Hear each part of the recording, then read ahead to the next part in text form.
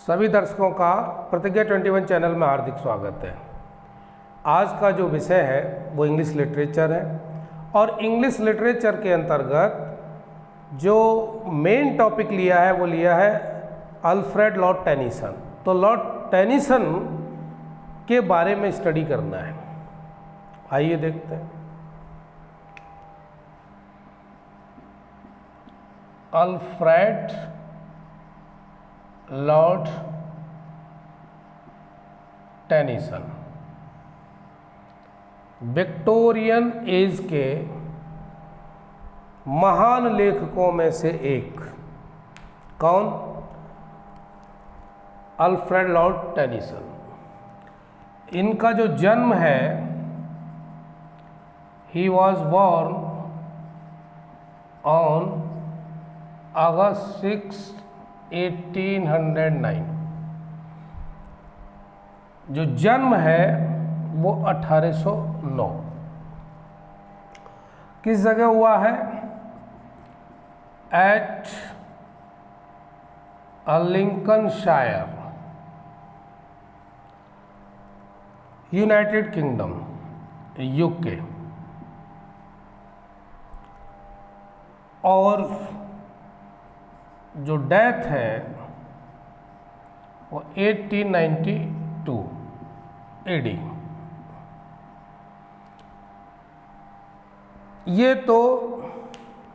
ये पता चला कि जन्म और मृत्यु 1809 से लेकर 1892 तक, इसके बीच में चूँकि एक लेखक, एक कवि के रूप में इन्होंने बहुत कुछ लिखा है, उसी की चर्चा होगी।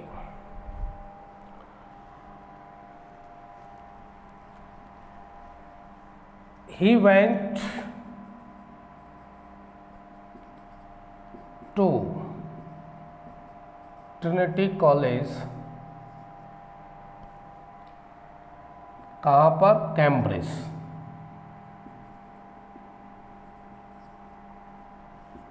इन 1828 कॉलेज में, कैम्ब्रिज में स्टडी होती है, इनकी पढ़ाई होती है। तो वो कहाँ पर है? कैम्ब्रिज। अगला, स्पाउस एमिली, जिसको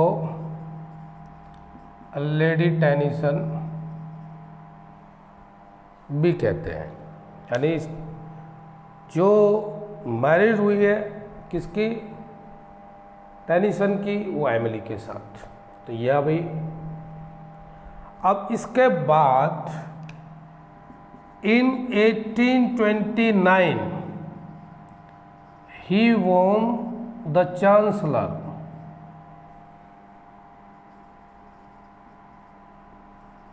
इंग्लिश मेडल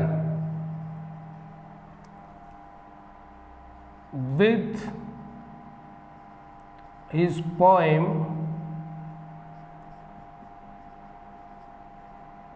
टिम्बकटू।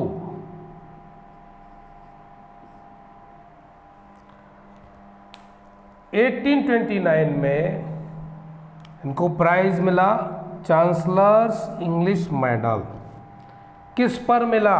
वो मिला इस पर, क्या नाम है? टिम्बकटू। ये पोइम है। इसके आगे अगला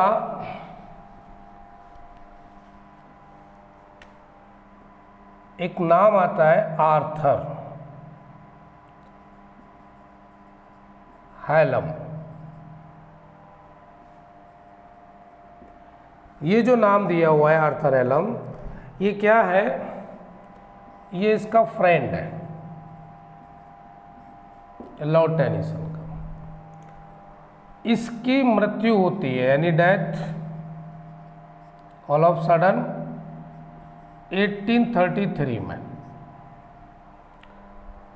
तो टेनिसन काफ़ी शोक्ड और गम में डूब जाता है, और इसी गम और शोक में वो लिखता है।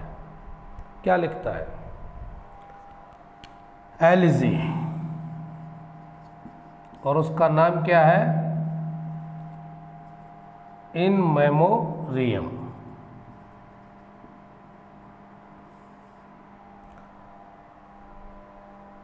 इसको लिखने में उसको 17 ईयर्स लगे। इन मेमोरियम को लिखने में, ये जो टाइटल है, इसको लिखने में उसको कितना? 17 ईयर्स लगे। और इसी में उसने एक सैड सॉन्ग लिखा,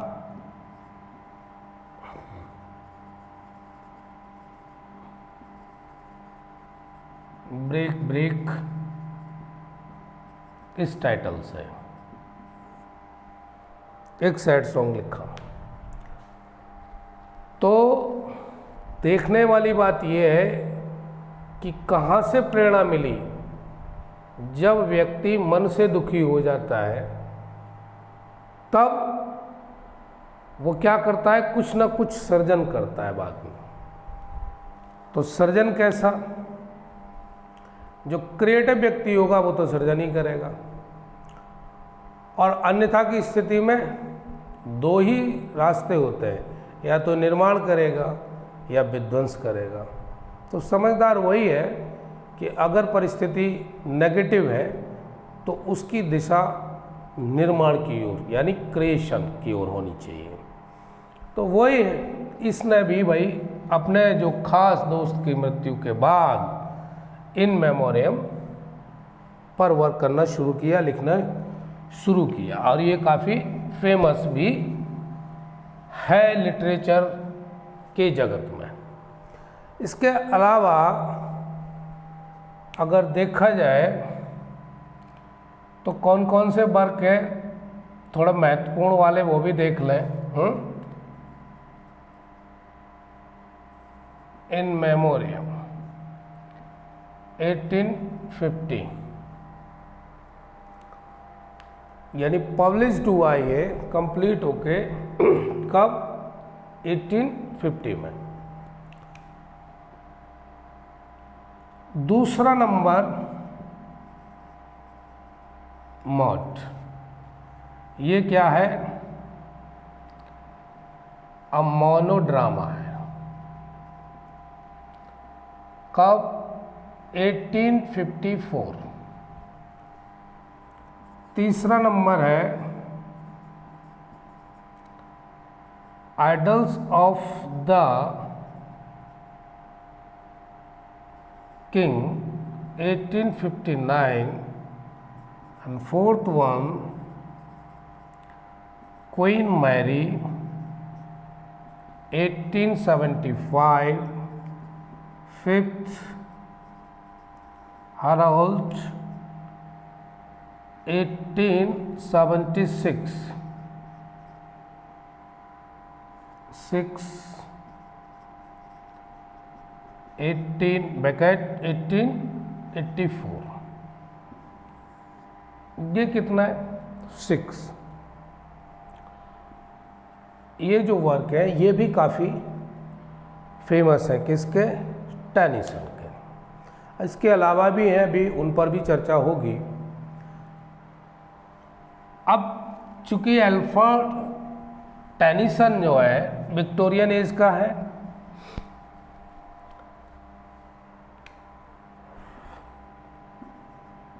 क्वीन मैरी जो अभी बताया था ये क्या है? ड्रामा है। Queen Mary drama. The theme of Tennyson's Idylls of the King, जो इसकी थीम है वो क्या है? The story of king, the story of king Arthur and his round table, ये इसकी थीम है। Next, when Tennyson died, when Tennyson died a copy of Shakespeare play was found lying under the cover of his bed। इसका नाम था सिमलाइन। क्या नाम था? सिमलाइन। When Tennyson died, a copy of Shakespeare play was found lying under the cover of his bed। उसका नाम था सिमलाइन। अगला,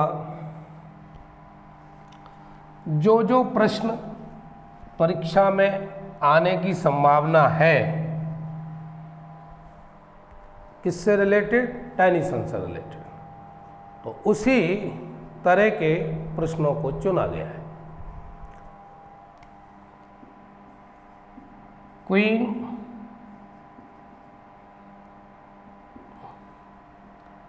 गिनीवर is a character in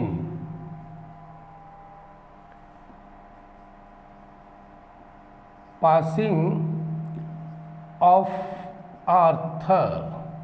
ये क्या है? ये है पोएम। इस पोएम का ये करेक्टर, ठीक है, तो ये पूछा जा सकता है कि ये करेक्टर किस पोएम से लिया गया है, तो वही इसका है। दूसरा, queen Guinevere falls in love with the knight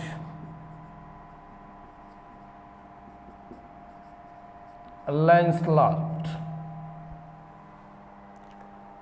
Queen Guinevere falls in love with the knight Lancelot। Next, that God which ever lives and love one God, one life, one element, and one form of divine event। ये जो line है, ये line कहाँ से ली गई है? इन memoriam, यहाँ से ली गई। तो ज़रा इस पर भी अपनी नज़र दौड़ाइए कि ये हमारे लिए लाइन काम की हो सकती है परीक्षा में, और मिल जाए तो कहाँ से ली गई है, ये भी आपको ध्यान रखना है। अगला,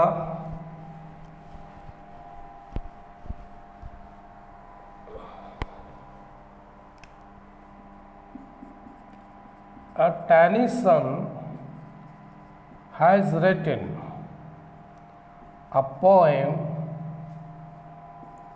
on the tomb of Mughal Emperor Akbar. है ना कमाल की बात? यानी अकबर के मकबरे पर एक पोइम लिखी गई, किसके द्वारा? Tennyson. Tennyson has written a poem on the tomb of Mughal emperor Akbar. Next, Tennyson has written a poem on a city of India। और उसका नाम Lucknow.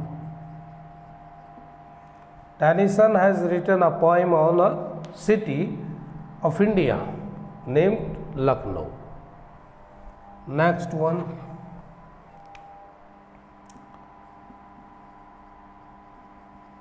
Tennyson's Enoch Arden is a narrative poem। ये कैसी पोएम है? नैरेटिव। तो जो जो काम काम के प्रश्न बन रहे हैं उस पर आप नज़र दौड़ा लीजिए, हो सकता है आपके लिए बहुत काम का सिद्ध हो। आगे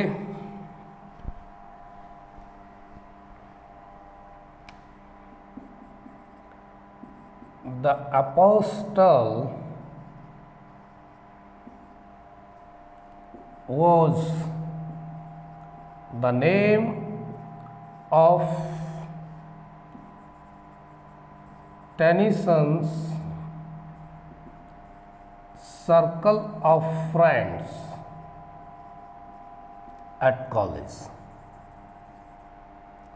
अपने दोस्तों के बीच में टेनिसन इस नाम से जाने जाते थे कॉलेज के दौरान। उसके बाद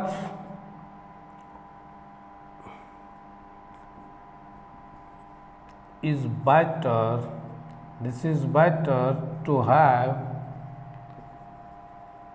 लव्ड एंड लॉस्ट।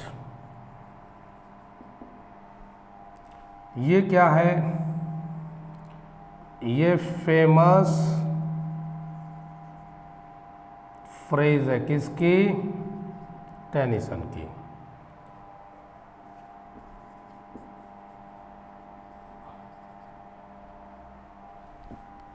ये प्रश्न और ये प्रश्न, this is better to have loved and lost, ये फ्रेज किसकी है? टेनिसन की। तो जो इम्पोर्टेंट है वो मैं आपको बता ही रहा हूँ, और साथ के साथ आप समझें, देखें और तैयार करें।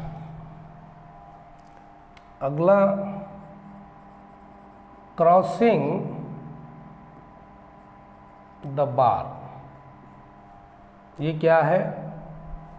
पोएम है अ क्लासिकल माइथोलॉजी पोएम। इसका टाइप क्या है? Classical mythology. Next, the final section of in memoriam describe, the final section of memoriam describes the marriage between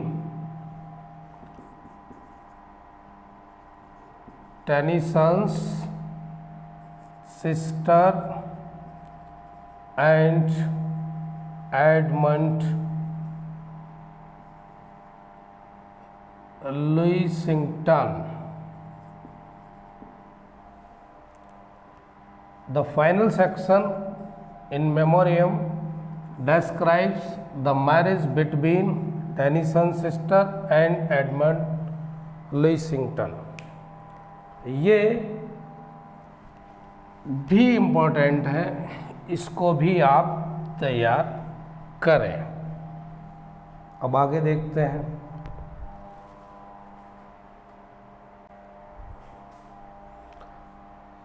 एक बार पोइम देख लेते हैं इनकी जो बेहद इम्पोर्टेंट है। कौन कौन सी पॉइंट्स? पहले द लोटस ईटर्स, दूसरा यूलाइसिस, तीसरा मॉर्टिड आर्थर, चौथा ब्रेक और 5वां नंबर पर the charge of the light brigade, the charge of the light brigade. 6 crossing the bar. अगला है the lady of Shalott, the lady of Shalott. 8वें नंबर का है टिथानस और 9th नंबर पर है मैरियाना और 10वें नंबर पर इन मेमोरियम। तो जो खास इम्पोर्टेंट है परीक्षा की दृष्टि से वो ये है, इन पर नज़र रखी जाए। और इससे पूर्व में जो बताया है ड्रामा मोनोड्रामा वो भी ध्यान रखा जाए। ये तो basic information Alfred Lord Tennyson के बारे में। आज इतना तैयार कीजिए, नेक्स्ट देखेंगे तब ऑब्जेक्टिव क्वेश्चंस और लाएंगे, फिर और तैयारी कराएंगे। तो आज की क्लास यहीं तक, मिलते हैं फिर किसी नए टॉपिक के साथ। तब तक के लिए धन्यवाद।